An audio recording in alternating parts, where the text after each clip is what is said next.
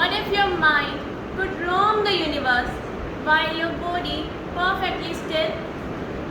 Imagine a man who could not speak, could barely move his body, yet whose mind echoed louder than the thunder of universe itself. Yes, I am speaking about Professor Stephen Hawking.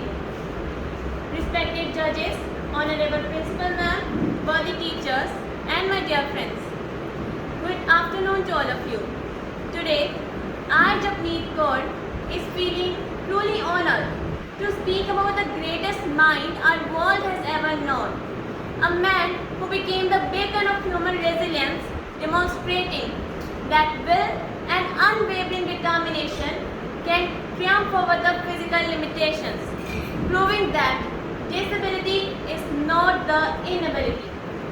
He was born in Oxford, England on January 8, 1942, exactly 300 years after the death of great astronomer Galileo Galilei, as if the destiny had chosen him to continue the legacy of greatest thinkers. From there, a mind was born who would soon rewrite the story of cosmos, proving that greatness can spring from the most unexpected places. As a child, he wasn't the fastest learner, but what set him apart was his boundless curiosity. The constant question stirred in his mind. Why does the universe behave the way it does? What was before time? And what is inside the black holes? And the most astonishing part, he answered them all. At the age of 21, life gave him a cruel twist. While pursuing his PhD at the University of Cambridge, he was diagnosed with the rare disease ALS, a motor neuron disease which gradually paralyzed his whole body, and doctors gave him just 2 years to live. Amyotrophic lateral sclerosis. So doctors gave him just 2 years to live. But you know what Stephen said? I have plenty of things to do, and he did them all. His work transformed the way we think about cosmos.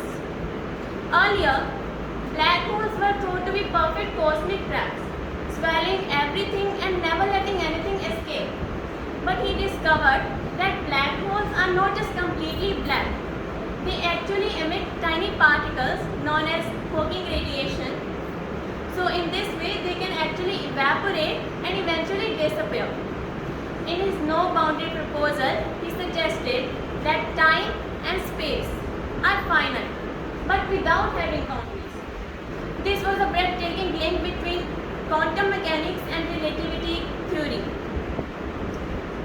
And he suggested that asking what came before time is meaningless, because time itself began with the Big Bang. As there is nothing south of the South Pole, his book, A Brief History of Time, was the bestseller, not because it was simple, but because it made complex ideas beautiful, like beginning of the universe.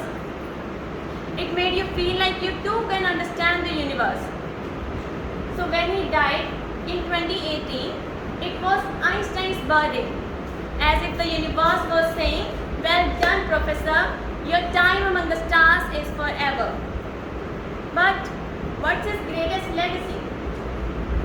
It wasn't Hawking radiation. It wasn't his best-selling book. It was his message. However difficult life may seem, there is something you can do and succeed at.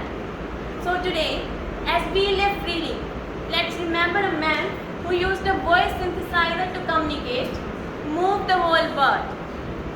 So you don't need to be a topper. You don't need to be perfect. You just need to be curious, courageous, and consistent. Use it here with the same power. The power to rewrite your own story.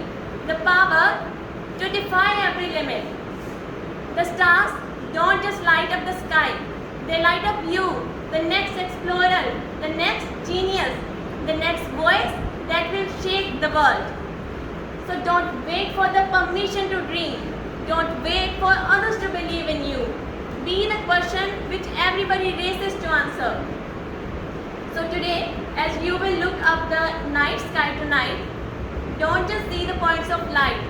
See possibilities, dreams, and unbreakable human spirits. Because the greatest discovery which Stephen made is that the universe is waiting for you. So today, I thank you all, not just with the words, but with the hope that we all will carry His Spirit in our lives. With this, thank you so much and have a nice day.